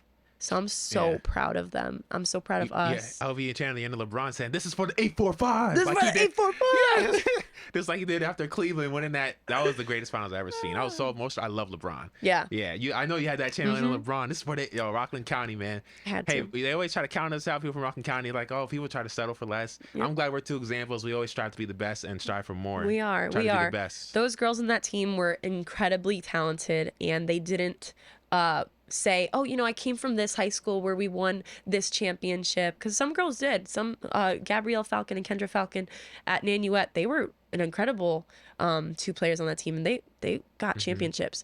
But for them, they didn't come in like, oh, well, I won this, you know, and I came in this way. No, I'm here to be better. I'm here to be better than I was in high school. And that's important, because some people that go to JUCO, I kind of noticed at other schools, were like, you know, well, I'm really good. And I'm like, okay, well, prove it. Prove to me why you're really good or how you're really good. And it kind of felt like they're just here for the fun. And we weren't here for the fun. We were here for the fun. Yes, that came with the winning, but it came when we worked our tail off. And we did. And I think it really showed with the stats you mentioned. So thank you. It definitely did. So you guys did win the thing, but I know you mentioned those 3 losses in a row. You said Butler Community, Raritan Valley, and, you know, as well before defeating Queensboro. So how tough was it to lose, knowing how far you guys worked to get to that point? Yeah, losing was devastating. We were really upset because we had the coolest experience. We had announcers at our games. We've never had announcers at our games. That's big. They were there calling my name, Jolie Santiago, up to the line. Serve. They literally called me the girl with the glasses up in the... I was like, okay, you know, I'm not against it. But I just thought it was really cool how somebody was like commenting on me. Yeah, that's crazy. Kind of got me a little excited. You know, somebody that's like a journalist. I wasn't into sports media yet. I was getting there. But to see that, I was like, whoa, could I like do like announcing like that? Because that could be really fun. Damn. That was like my first exposure to it, kind of seeing it on the other side of right it. There, the person that said, "Oh, this person." Wow, He literally called funny. me girl with the glasses. I was like, oh, okay, yep, that's fine. Funny how that's the person that made you want to get. I know, it's kind of random, right? Yeah. Like there's so many great announcers, and that's the guy that kind of got me. But the one who didn't know your name. Yeah, the one who didn't say my name like 20 times. No, he did. Yeah. He said my name a lot. But anyways, not the point here. The point here was that I know that those girls worked really hard, as I did myself. So to lose was really devastating. We were upset. We were about to cry, I would imagine. Yep. But we didn't. We kind of just kept saying, let's fight to see another day. Let's keep fighting. Because we played each team one day we were there. So I think we were there for like a total of 5 days. So we did lose to Butler that first game. I won't forget that. Because we were really close. But it ended up being, we just weren't executing on a lot of different plays that we could have been running. We were letting them play more, and they got the ball. So I think with those experiences, it taught us a lot about losses, but how do we pick ourselves up? And we ultimately did at the end when we beat Queensborough, because Queensborough was our rival after we beat Dutchess. We were trying to beat Queensborough a lot. We lost to them, like you were saying, and losing to them was terrible. But when you beat them at nationals, that's when it's awesome, because you're like, I lost to you at home, but beating you now on a national stage, I mean, I think that's the one that counts more than the ones at home. Yeah, definitely. So yeah. So now putting on full circle, RCC, your time at RCC. What did you learn most about yourself during your time at RCC and from Coach Hayward? I learned that I have a lot of great talent that I have to use and stop being so humble about. I tend to do that a lot. Yeah. Sometimes it's okay to show off your stuff, man. You worked hard for that. Blood, sweat, and tears, you know? Yeah, You gotta show it off sometimes. There were days that I was starting my morning at the gym, because I dropped my siblings off at the bus stop at 6 a.m. So I went to the gym, dropped them off at the bus stop. So I was up at 5. Sorry, just telling you my quick schedule. Like, this is literally a day in the life, because I would go to the gym, drop them off, go start getting my day together, getting ready for the day. But then I would go on a walk, because I'm like, okay, I need some sunlight. Then from there, I would start looking at my work for the day. After I started looking at my work, I'd do some research on like finances, because I was always looking at MSNBC to look at their stocks and stuff. I was in this financial girl stage of my life, right? Then I continued on with my day. I had to go to class. From class, I went to work at RCC. From RCC, working at the strategic marketing office, I went to the library to work at the library, where I had a great time there. That's a real family. And then I would go to practice, and then I would eat dinner and go to sleep. Jeez. All of that was literally my Monday through Friday at RCC. Wow. So when I would think of it all in the grand scheme of things, I worked so hard every day, day in, day out. There were times that I felt like broken from it, because I was working so hard and felt a little burnt out. But then there would be people around me, like my support system, family, friends, professors, my great team of marketing at RCC that picked me up. And I'd be like, okay, I can do this. I can do it again. And I got back into the groove, And it just shows you so much about yourself. You are very resilient. Like, no matter who you are, you're resilient. And you just need to make one decision to tell yourself, okay, I'm going to snap out of this. So yeah, I think Coach Hayward taught me a lot about that too. She always saw a lot of talent. So I love that. Yeah. So you end up choosing Oswego. Why Oswego? What stood out to you about them that separated them from the rest? Yeah. And what other colleges were you thinking of at the time? Oh, yeah. So I was thinking of University of Florida. As you can probably see, I love the Gators. Yep. So University of Florida was definitely on my top list of schools to go to. But so was Oswego State. And I decided Oswego. I think that was definitely the best decision to make. Oswego taught me so much, and I can go on and on about them too. But being able to transfer from RCC to Oswego was the best transition. Both two SUNY schools, both two schools that were smaller and understood the personal needs of one student. And so I got to balance athletics and education at both of them. It's like it's the best balance. So at your time at Oswego, you really started getting into your media career. You got in your bag. Yep, I did. Yeah. So still playing club volleyball on the side, but this is where you took things to the next level. So you basically did everything: VP of Finance, reporter, producer, engineer, executive producer, sports broadcaster, and anchor for W Top 10, TV 10 for your school. And you also were a CBS operations support. How tiring was all that, but also how much did you learn from all those roles? And I even was an intern at Watertown Station. I was an MMJ. So my day was literally waking up at 6 a.m., trying to do everything that I need to get ready for work, and then going to my next, driving all the way to Watertown. It's an hour away from Oswego, doing my job there from 9 a.m. to 6:37, going from there another hour back to Oswego, trying to continue the day because I have homework to do from Oswego. It was like, what was I doing? I don't even know what I did these past 2 years at Oswego because everything was so fast, but it was so rewarding. So I gotta say, I loved every moment of it, but doing all of that, it taught me so much about my career and how much I love this because by being such a busy person and doing all these things, you gotta love what you do. Yep. And I saw that I did, and I met people like you through the process, and it's very nice. Hey. It's really cool. Hey, social media's a beautiful place. It is. It really is.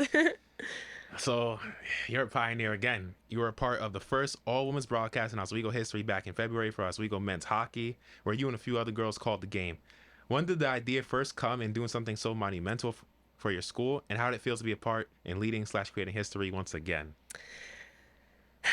You know, you're making me realize that there were a lot of historic things that happened. Yeah, you've done a lot. It's like, yeah. I love that. You know, I think of that sometimes, but I don't really think of it the way you do, because I'm my biggest critic, just like you are. I'm the same way. Yeah. You know, and you're like, oh, I could have done this, I could have done that. But no, you did that. You did what you needed to. You gotta close that super ego that's making you criticize yourself now. Yeah, whoever's watching this, they're doing things that they're doing. Like, be proud of that. We get so in our head. No. Remember, there's always people you're low-key inspiring who aren't saying it, though. Hey, trust me. That's real. Oh my God. I need to take that quote. Okay. So pretty much though, this all women's broadcast, first ever all women's broadcast, SUNY covered it. Local Syracuse stations covered it because Oswego's next to Syracuse. It was very monumental for the area, for the school, for the station that I was a student at. Sadly, I'm an alum now, but yeah, I heard the voice. Tone got sad. Tone got sad. I love being a student. It's so fun, but I'll be a student for life now, being a lifelong learner, right? Yep. That broadcast has so much impact on me. I didn't know how much it meant to be surrounded by so many women that care a lot about sports, care a lot about media, care a lot about uplifting one another, and that's all the broadcast was about. You know, putting the pieces together, finding ourselves, finding our voices. As a Latina, I also feel like I've had experiences that might be different to my counterparts, but I always took it with me throughout all of Oswego, and everybody at Oswego really supported me, and they genuinely cared about me as a person. The people that I was at this news station with, WTOP 10, they always cared about me. Like, they always were like, Jolie, like, now you're here, like, let's go, like, do this. We got like so many ideas we got to execute, and I am just so glad I was around such creative minds, young creative minds. I'm kind of emotional now because I'm sad I'm a graduate, and I'm sad I had to leave that great community of I feel you. I was the same way when I graduated New Paltz. 2022. Yep. Yeah. It's the same way. I'm definitely sad about it right now, but it's a good thing because it's the best is yet to come. Yeah, it is. It is. I'm so excited, but I think I just want to thank everybody at Oswego State for everything they did for me, everything they've continuing to do for me, because this alumni connection is so insane. Everybody's everywhere. You will meet somebody from Oswego any place you go, I swear. So I can imagine with New Paltz too. So a lot of people I work with actually from New Paltz. Oh, that's true. Yeah. My Paltz, friend Ziggy James at WTOP, he went to New Paltz, or lives in New Paltz, he said. So, but I gotta say, the first ever all women's broadcast, I was a producer with Natalie Barden, my love, and a play-by-play announcer, and that truly showed me so much about myself that I can do anything I put my mind to, because it was just an idea. I swear to you, it was just an idea by the sports director, and then it became no, let's initiate it. Let's do it. And it became something that we were working towards, and we put the blueprint for it. Like, you put everything down that you need to do. And now I think it really inspired people, and I think we're going to keep doing it. I told them that I'd help the next years. So love that. That's Love really that. exciting. Love to see the rise of women's sports, man, and women coverage and all. Women's sports are growing so much. I'm so excited. This is a lot of fun. Before we get into the next question, real quickly, name some of the women a part of that all women's broadcast. Yeah. Quickly. So Natalie Barton, of course. We got to talk about.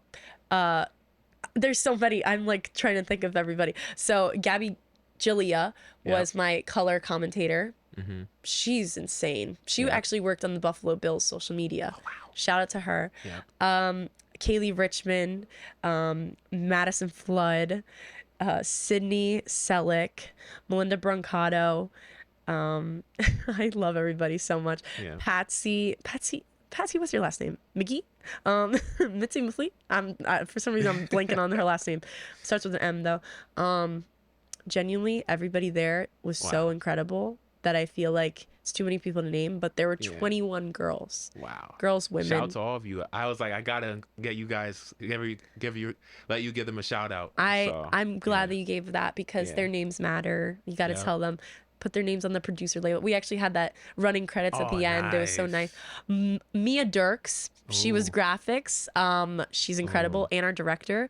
She did graphics, but she was also our director, and just a beautiful minded person. I've never met somebody that's so creative. Like, I need her. Anybody that needs a job or needs somebody to start working, get her on her line, because Mia's incredible. She does graphics, directing.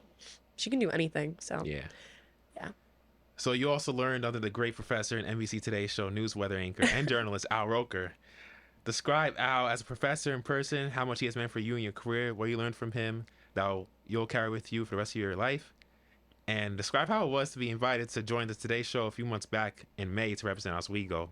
Fill us into how that came about and what you were feeling that day. Like, how awesome was that for you? Oh my God. I love this question because it combines two. So as you just mentioned, I was a student in Al Roker's class. It happened in spring 2023. So I had got to Oswego. It was my second semester there, and I'm already in a class with Al Roker. It was an application too. Like, you had to get application based. So I got in, and I'm just like, oh my God, everybody here is so much more talented than me. Like, my peers are so much more talented than me. They're all WTOP, like they've been in it for 3 years, that type of thing. And I was so sad with myself. I was like, Jolie, can you do that? You got to do this. You got to do this. You got to like change it up. Like, you don't have an internship. They got 2 internships already. Wow. I was just being really hard on myself, being my biggest critic, right? Yeah. But when Al was in that class and he was talking, he was like so proud of everybody in that room. He didn't know what we all did. He didn't know anything about us really yet. He was proud that we were there, because that means that we earned it and we deserve to be there, because we did the application and we told him and our professor Ricky what we wanted from this class, and he knew that we were all special. So from the beginning, he really told us, you guys got this. You guys are going to do great. I made my first package. It was actually a sports package. It was on the club volleyball team. And a little conflict of interest right there, but that's a different story. It was a small thing. But I had noticed I really enjoyed the fact that I could be a part of that class, because it changed the trajectory of my career at Oswego.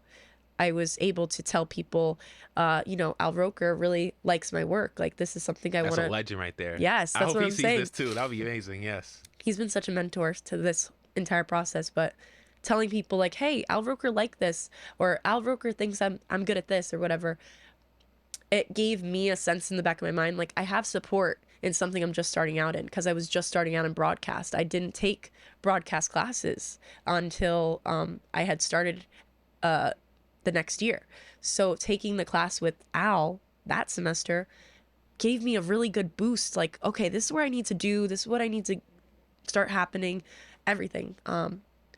So I think the main thing I'm just telling you right here is that Al was a big part of helping me pursue my broadcast career and not giving up, because I was feeling very down. I feel like I started small before I could even walk through the door. And that was my first problem. I didn't say or start with a positive mindset. And he told me that I need to be positive. I need to find my own voice, and it's going to take time. You're not going to be the greatest ever as soon as you walk in. And if you think that, or if you feel like you are the greatest ever, no, you're wrong. It takes a lot of work. So I guess what I'm just trying to say here is that Al was my professor that class. It changed my course of Oswego in a second. I was able to score an internship that summer before my senior year, by the way. That's when I got my first internship, summer before senior year. So it's never too late. And I was able to then have that internship in the Bronx. Yeah, shout out Bronx. Boogie down, whatever. And I was able to like have that internship and be a producer intern, and that then led to more opportunities because people wanted to see me in Syracuse because there was connections. So they were like, oh, let's talk about a job in Syracuse. Like, how does it go from that to that? But it does, because you work hard and people see that, and you're kind and people see that. So yeah. Sorry, I'm breathing so much. Oh, no, you're good. I'm stuffy. And then how did that NBC Today show invite? I heard you got invited. How was that experience like, real quick? Sorry, my mom's on. Oh, no, hi, Mom. You're in the call. Hi. Oh, Mom wants to say hi. Oh, I'm sorry. I'm still in the interview. Oh, I'm sorry. Okay. Tell me when you're done. Okay, you're on the interview live. Oh my gosh, hi. Oh, hi. Say hi. Hi. Say hi to DJ Hamilton. Hello, nice to meet you. Zoe, my dog, says hello. Oh, good. First live call in D-Day Sports Show history. Yup, right here on my Apple Watch. Period. I'm so sorry. Okay, bye. Bye. That's cute. That is so funny. That probably means that I've been talking forever. So I'm so sorry. So sorry. Oh, no, I just have so much to say, and I'm just so grateful that you give like me a mic. So So the NBC Today show, how did that come about? What did you take away from that day? Tell me how awesome that was. Oh my God. I was shaking in my boots. I went to sleep at like 8 p.m. because I needed to just go to sleep. I was shivering thinking about tomorrow. I loved it from beginning to end. I mean, I went through like 5 interviews to freaking get on there. And I'm not saying that that's like, you know, to be like, oh my God, like, why is this? But it's to say that there's a process, you know, you have to go through the motions. You have to have people rooting for you in another room. And that's what happened. Somebody put my name out there and told them, you know, you might want to talk to her. And so I talked to an associate at NBC, then it led to a producer, and then it led to the final call, and I was able to be selected for it. That's awesome. It was really awesome. Yeah, I saw it. I was like, oh, Jolie. I was like, oh my God, Rockland native. I was like, yes. I was like, yes, do it. Big things. Big things, twin. That's how I first saw it. I was like, oh, I gotta follow this girl. I was like, oh. And then, just the rest is history. Yep, we were already connected on LinkedIn, and I was like, we know each other. I was shocked. Yeah, I was like, oh, damn, I do know her. Okay. Yep. So I just want to say, though, the feeling that day was incredible. Yeah. I felt like from the beginning I was nervous, but once I walked through the doors at Today's Show, I felt very welcomed. And you might see on the video of the Today Show that I walked out and everything seemed very calm. A lot of people told me, Jolie, you look so calm, like on national television.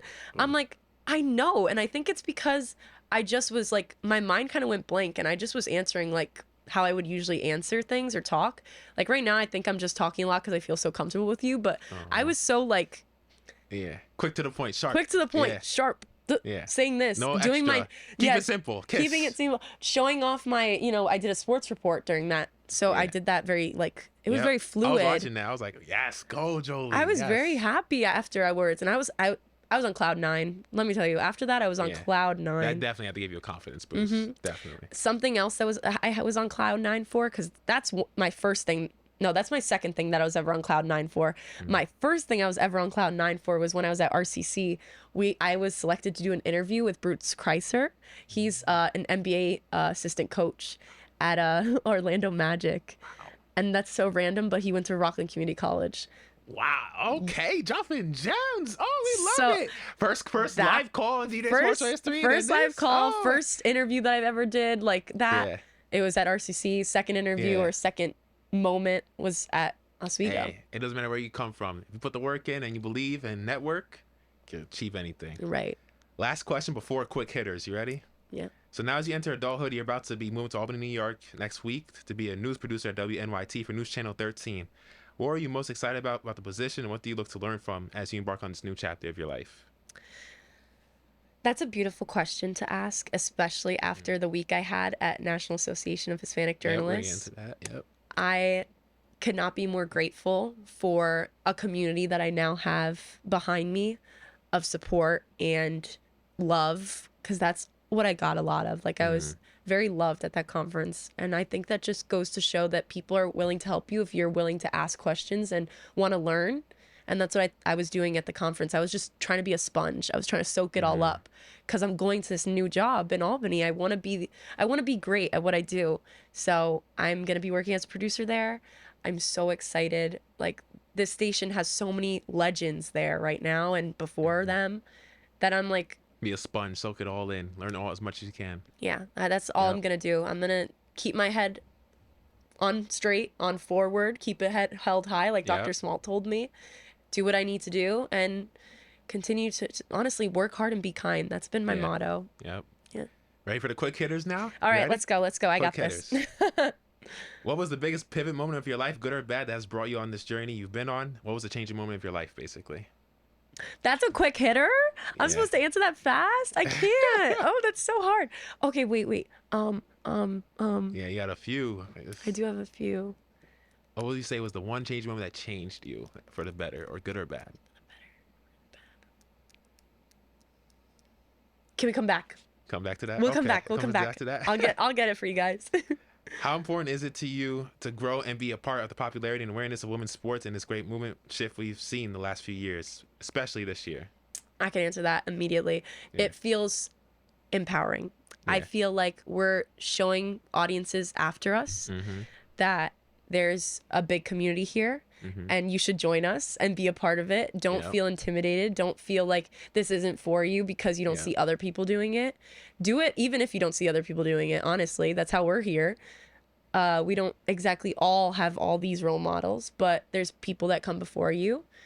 And I'm really proud to be here. I'm really excited for the next part of my life where I can continue to do more sports too. Like, that's down the road, but it's gonna happen. Yeah, definitely. What makes a great athlete to you? A great athlete is somebody that has a great mind. It starts there. Like, you can learn those skills, you can learn those things, you can push your body, you can do all that, but you got to start with your mind first. How is your mind going to be able to handle all that if you're, our bodies can do more than we actually think it can. So that's why you got to train your mind to think that. But also it's the positivity, it's the kindness, it's being an athlete. You have to be like respectful. Also the people around you, like that's something I see a lot in tennis. Like, you can't be smacking your racket or calling people names. Like it does start there. So I would say that, your mind has to be calloused. During your playing days before a volleyball game, what was your favorite pregame meal, and what was a game day routine like for you? That's so funny. I was thinking about this the other day. My pregame meal, well, I remember that I would always eat pasta, like Alfredo pasta. Love Alfredo. It was Alfredo fettuccine and chicken. My mom would always make it. Shout out, Mom. Yeah, that was my meal. And my routine, I had like this routine of not listening to music. Ooh. People love listening to music before. I did not listen to music before. Ooh. I was listening to like the like minds around me, not minds, but like the sounds around you. Yeah, I was taking in those sounds. I was somebody that was, again, like listening to around me, because for some reason whenever I went to go serve on the line, I would hear like a tick in the gym. There's like a tick, tick, tick, tick. So I would serve on the last tick in that gym. I always got it over. I always got it over the net. So I don't know. Maybe that was like a spiritual, like a ritual superstition. That's a unique answer. Okay, I've never heard that before. Yeah. Okay, no music at all. Wow. No music at all. No. How was the NAHJ conference? What did you learn from there? What did you take away from it? I can't say that quickly because there was so much that I learned from there. I gotta say, the one thing though was that we have a huge community of Hispanic journalists, and there's people that want to share stories that affect Latino and Hispanic communities. So putting that all together, I think it's really about working together to create these stories. Don't like give up because somebody says, no, we're not going to do that story. No, that's not interesting. No, that, you know, that the population for that isn't really here. I think that whatever you want to do, whatever you say you're interested in doing, go do it, go pursue it. Cause you never know where you'll end up or where it'll end up. Cause there's stories that affect a lot of Latino and Hispanic communities that don't get out there. Exactly. So I think we shouldn't give up on those stories. Keep pursuing them. Persistence. Yeah. What keeps you motivated? What's your why? I was thinking about this the other day. I love that you're saying these questions. They're great. My why is the world can be cold. Yeah. And a lot of people can experience that, have experienced that. I have myself. Yep. And I've always wanted something or somebody to be kind to other people and show the world love. And I just told myself, I'm going to be that person. I'm just going to be that person that's kind, that works hard, and shows the stories of the world. It can be negative, but there's positives to it. Yeah. It can be positive and empower people. So either way, you're still telling somebody something and educating them. And honestly, sometimes that education will empower or create action. So therefore, you just created somebody's kind of moment. They're finding themselves too. So now I love that I feel like I'm a part of people finding themselves and being inspiration. Favorite hobbies and what your favorite music artist of all time?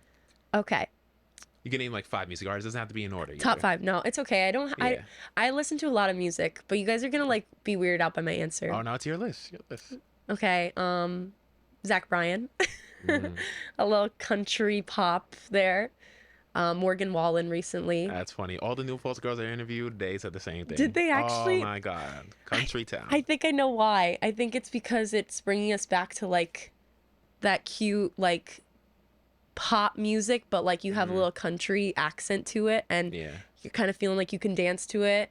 Yeah. And it talks about love. So don't knock it till you try it, okay? I swear. I swear it's good. Okay.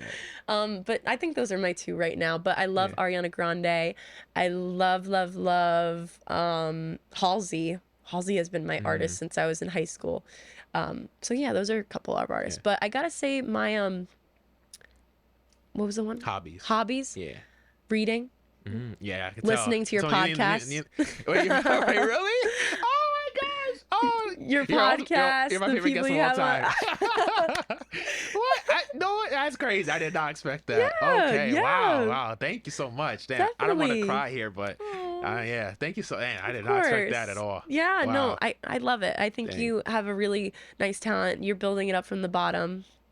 Started from the bottom, now you hear like Drake I was gonna sing the song, but I forgot the lyrics. From the bottom. Wow, I was gonna that sing means it. so much to me. Of Oh course, my of gosh, I'll remember that course. forever. I got you, man. You're good. Oh. Any other favorite hobbies or those 2? I feel like a lot of it is talking. Okay. I mean, yeah. I think that's my hobby. Let's get into some hoops now, real quick. Yeah. Top 5 athletes of all time, because like multiple sports, and top 5 basketball players of all time. No, you don't have to do it in order, because order will take forever. Yeah. Man, it will take forever. Yeah. Top 5 athletes all time first. So that's any Really sport. hard. That's super hard for me because I love so many people and I don't know who to pick. How about I do one of each? Okay. Okay. So top athlete ever and top basketball athlete. Okay. And my two top basketball athletes are Asia Wilson and Dwight Howard. So Dwight Howard. Oh, Yeah. wow. Yeah. Wow. She Those- said no MJ, no Bron, no Kobe. No. I know it's crazy, but yeah. Dwight Howard, I feel like he's not appreciated enough. He's an not. all-time great. Truly, he is All-time not. Great. If it wasn't for the back surgery that messed him up, people forget he had herniated disc surgery in Oh, 2012. yeah. That's why he didn't play well in the Lakers. He like. But it's when you end that people are like, oh well, that's how he was. Like the prime talk. Like there's a lot of talk about like when you're in your prime. Yeah. I feel like they forget it as soon as you're He was leaving. 3 consecutive Defense Player of the Years. I remember watching him. Let's come on, give him some credit. I love that you are giving him credit. Yeah. But top athlete ever. Forever. Hey, some Outcast reference over here. All right. Oh my gosh. I have so many in my mind, and I also try to always take that like the road not taken type of thing. Yeah. But let me just keep it real. I'm not keeping it real. I'm still thinking about it, but I feel like I'm just gonna have to go with Caitlin Clark. Oh, okay, favorite. Yeah. Okay. Of all time, yeah. She revolutionized the women's game, definitely. Definitely. And I think it's genuinely because of the way that she's now allowed us. Like when I started talking with you in this episode, we were saying how, you know, when I was playing basketball, people were like, "Oh my God, like women's basketball." Like I mentioned WNBA. Ew, WNBA. You should, like, the comments, I still have them to this day in my head of like when ESPN would post something about WNBA, it would be like more hate in the comments than actual likes. And I was like, okay, you know what? I feel like she completely shifted that. Completely. People, I've been following her since I was senior in college, 2021. The you fall, I did, did an article on her. You did. Y'all can go check you that did. out. You did. Way back. I got over 200 views. I said she is the women's basketball version of Stephen Curry. I called it before she blew up. And she really started blowing up on people in 2023. I knew her before then. I said, this is the one. Yeah. I called it before. I did a few articles on her. They always get views. She is like a click magnet. She's an attraction. And she's really made the WNBA even more marketable. Yes, there were stars before. But as though like Magic Johnson and Larry Bird came into the league, they took things to the next level. Yeah. She is like them. So, and Angel 100%. Reese too. Those two, they've been really doing their thing. So shout out to Power them. Power duo right there. Yeah, I'm very proud of them. You want to get back to that pivot question? Then you got ready to answer it? What was the pivot moment of your life? So I got 4 more questions for you after this. Okay, Quick so ones. the pivot moment I think of my life was COVID. COVID, okay. Like Luis Granado said the same thing. A few of my former guests have said the same thing. Yeah, I think it's when you lose those connections with people, close family. I didn't see my grandma for so long. Like my grandma she's my heart, you know, and not to see her, only call her. She didn't have anybody, and she still kind of doesn't really have anybody because my uncle moved out. Anyways, personal stuff, but like it's certain things like that. Like you want your family to stay healthy and be okay. In that time, I was scared my heart would sink when my grandma was coughing, you know? So I think those moments made me feel like I need to see her. I need to make sure I do this for her. Like whatever I'm doing for her. So pushing my journalism career, I was doing it for her. And that was what was reminding me of it. So now that I'm getting to these spots, hearing her say, "I'm so proud of you, mija," I'm like emotional. That's awesome. So I think COVID scares everybody, but it also empowered, uplifted people that were like, now I really need to chase my dreams, because you don't know when the world will change like That's that. what I'm saying. That's when I created the Sports Show, June of 2020. I just celebrated 4-year anniversary. That's why I created that ultimate poll. Tremendous 24, you know? I said, I'm turning 24, Kobe year. My birthday's July 25th, by the way, just so y'all know. Get him a present. 24 guests, and it's 4-year anniversary. I was like Jay-Z said, 444. I said, I got it. This is the first time I ever created a poll, like, creates engagement. And yeah, people have been voting. Yeah. I want you to vote too, so vote, so it's been fun. I'm announcing the winner the 21st before I leave. So I think I know who I got. Okay. Who's Jolie Santiago? How would someone describe her?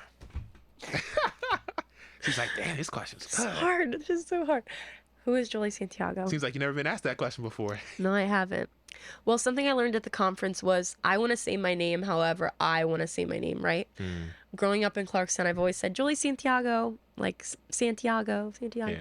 And I feel like ever since I went to this conference, I actually want to start saying my name, Jolie Santiago. Santiago, yes. That little, I like it. Giving it a little accent, because like it gives heritage. It gives be proud of where you come from, right? Where you are, yes. Right. Being Puerto Rican, like my grandfather would love that. Well, he's a Falcon, but anyways, that's who Jolie Santiago is, though. She's discovering herself still. She doesn't have a clear, this is me. No, I'm like everything. Yeah. And I'm finding that, and I'm going to decide along the way, and I'm going to change things, and I'm going to go back on them, and I'm not going to have, like, about me is that I'm not one person. I'm not just straightforward. Yeah.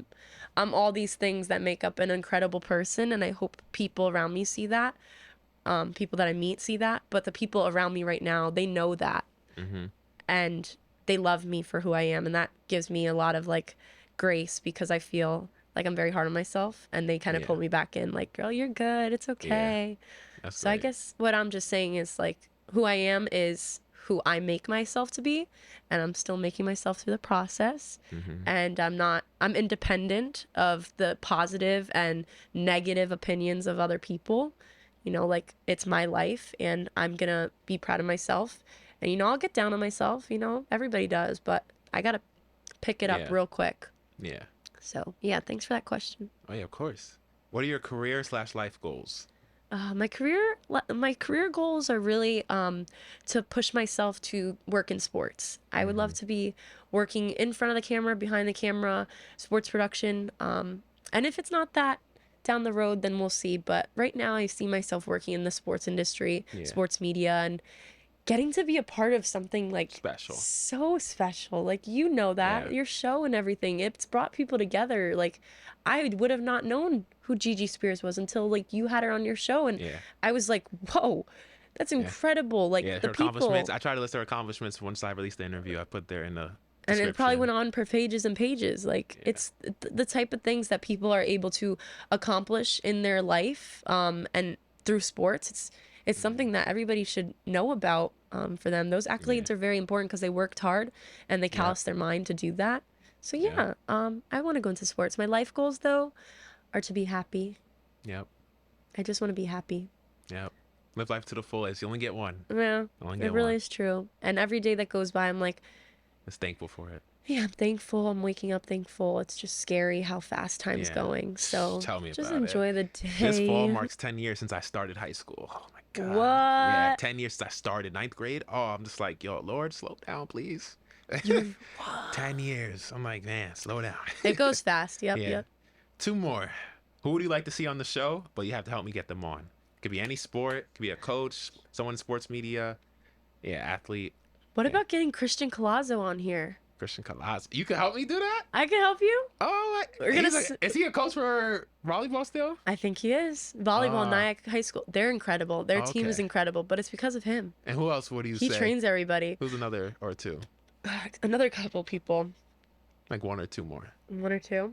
I think there's a lot of people that would be really interesting, but I'm thinking so much about Rockland because I love how local your show is, but it could be anybody. But I think, like, what I love is on your show you can get I know who I want you to kind of get them on. Yeah. Yep. There's a couple RCC baseball athletes that went to nationals this year. Okay. They would be really cool to interview. One of them. I would love to see them on the interview because one of the guys is going to college for golf and the other guy's going for baseball to transferring out. Golf person. And I'm like, that's incredible. Like, you know, people don't realize RCC grads go places. They go to different schools, transfer, and they do things in the world. They do things in the world. Like, don't rock community college. Don't downplay it. Yeah, don't. And I maybe you could get that person, those people, because I would love to see more of our Rockland Community College representatives. Hopefully you can help me get them on. I got you, man. I'll help you anytime. So the last question, I always close out with this for my guests. This is the question. I know this question. When people think of the name Jolie Santiago, what do you want your legacy to be? Legacy question. I want my legacy to be that there's a world out here where we feel like we have to kind of mold ourselves to be like this person, be like this person, be that. I want people to know that, like, my legacy is teaching them that they need to be themselves if they want to do anything in this world, because being yourself is you're that only self. I can never be you can never be me. So why try to do that? It's more like you're gaining knowledge, you're learning from them. You don't become them, though. So I want my legacy to be that I impacted news and sports and did it because I was myself and I was kind to people and I worked my tail off because that's something I love to do because I'm very passionate about my work. So I hope people see that. But the main thing is that people know to be themselves based on me. So I hope I inspire people that way. That's an awesome answer, man. Thank you. Ladies and gentlemen, I just want to give a clap, man. This has been amazing. Thank you. I just want to, before we get off, I know you're going to move to Albany, New York, start your new journey as you embark on the new journey as a news producer. Yeah. From a Rockland native to another, I just want to say thank you for what you've done for the county, what you've done for aspiring people like myself as well, what you're doing, the smile, the charm, we love it. Thank you. Continue Thank you to so be much. yourself. You always have a supporter in me, no matter what, good or bad. I'm always here for you. I'm glad I found out that you live in Rockland. So I'm really proud of all the work you've done. You're a pioneer, you're a groundbreaker, trendsetter, and you're an inspiration. So I just want you to know that, hearing that coming from my mouth. Thank you. And yeah, I really appreciate you taking busy time out of your schedule, come on the show. And I'm glad we got you on before you left. So I know. I'm so yeah, glad. So glad. This show is awesome. You're an amazing person. Oh, thank and you. I am so glad we met. This is so cool. So thank you. Don't be a stranger. Stay in touch. You're You're a friend right. for life. And so I say, DJ Sports Show, we love you over here. So Oh, you're part of thank the you. Pantheon now. Oh yeah, my part of the God. Pantheon. So Yay! yeah. It happened. So yeah, before we get off the show, you want to hold up your shirts real quick? I Before we get should. off? Yeah. Okay, wait. I just want to move this. Oh, no, you're good. Real Hold it up real fast. quick. Okay, cool. So, we got the Clarkstown South. High school. Clarkstown South, this was my high school. Got the Mm-hmm. volleyball on it. Then you got RCC Hawks. First 'cause college. That's Yep. what we were. Yep. Yep. Oh, I love this. This is so cute. See, you get. I I almost fell. Oh, no, you're And then good. you get merch from the schools, which Yep. I love. Oswego. And then Oswego, and I wore this on the Today Show. Oh, awesome. So, I love awesome. that Even part. better. Legendary. You got to hang that up when they say Today Show shirt. Oh, man. Today Show shirt with the big O in the back. Yep. So there you go, ladies and gentlemen. We got her journey throughout her career, and it's been great having her on. Jolie, it's been a pleasure. Thank It's you. been a pleasure. Thank you It's been so a much. pleasure. I really Oh, appreciate yeah. it. Ladies and gentlemen, it's been your host, DJ Hamilton, DJ Sports Show, here with the great Jolie Santiago. One of my favorite episodes of all time. Definitely. Make sure you guys leave a like, subscribe, and I'll see y'all next time. Peace. Maria Tribal Peace in the Patriot League studio. Coach McGarity, for the second year in a row, you are a Patriot League champion. What is it like knowing that trophy is staying in Worcester? I'm just so proud of this team. You have your parents and your loved ones here with you today. How special is it that you get to celebrate this moment with them?